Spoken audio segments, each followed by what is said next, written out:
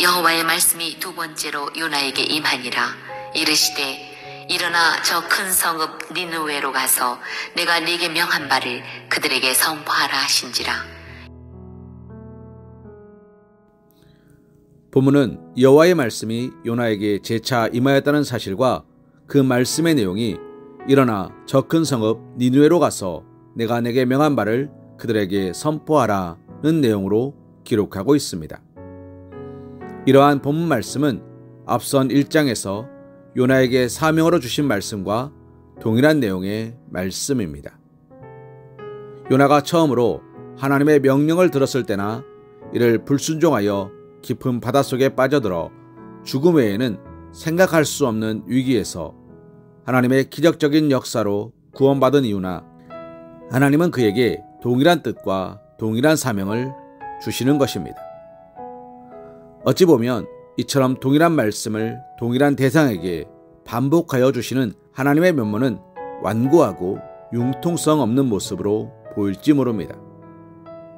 요나가 그토록 싫어했던 사명을 거듭 그에게 명하시며 그것을 감당하라고 하시는 것이 잘 납득되지 않을 수도 있습니다.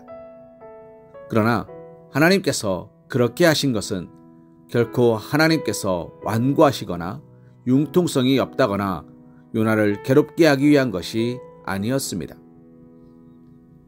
그것은 사실 요나로 하여금 복되게 하시며 요나가 감당한 사명을 통하여 복된 결과를 이루시기 위함이었던 것입니다. 그리고 이러한 하나님의 행사는 만세대 성도들을 향하여 한결같은 뜻이기도 합니다. 사랑하는 성도님, 하나님께서는 모든 세대 성도들에게 한결같이 말씀을 허락하십니다. 그리고 그 말씀은 자신들에게만 주어진 것이 아니며 세상을 향하여 감당할 사명도 포함되어 있습니다. 이처럼 사명을 맡기는 것은 결코 괴롭게 하거나 편히 쉬지 못하게 하려는 의도가 아닌 것입니다. 사명은 신뢰하는 자에게 맡기는 것이며 사명을 감당하였을 때 복된 결과, 곧 상급이 사명자에게 주어지기 마련입니다. 하나님께서 성도들에게 사명을 맡기시는 것도 그와 같은 것입니다. 그리고 그 사명은 세상을 향한 것, 세상과 깊은 관련을 지니고 있는 것입니다. 물론 성도가 사명을 감당함에 있어 세상을 향해 행할 일, 전파해야 할 말씀은 겉으로 듣기에 좋지 않게 들려질 수 있습니다. 대개 성도가 하는 일은 의로운 일로 세상의 불의함을 드러내는 것이며 성도가 선포하는 말씀에는 분명 악한 세상을 정죄하고 그들로 잘못을 직시하고 인정하게 하는 것이 포함되어 있기 때문입니다. 하지만 그러한 성도의 사명은 결코 부정적으로 귀결되는 것이 아닙니다. 그처럼 성도가 그 삶으로 또 전하는 말씀으로 세상의 불의함과 죄악됨을 드러나게 하는 궁극적 이유는 그들로 회개를 촉구하기 위함이기 때문입니다. 즉, 악한 세상으로 죄악을 버리고 회개하여 하나님 앞으로 나아가게 하기 위함인 것입니다.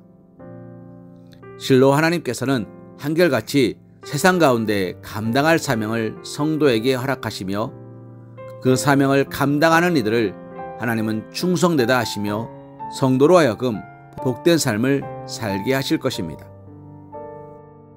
아울러 사명을 감당함으로 복된 결과를 맺게 하실 것입니다.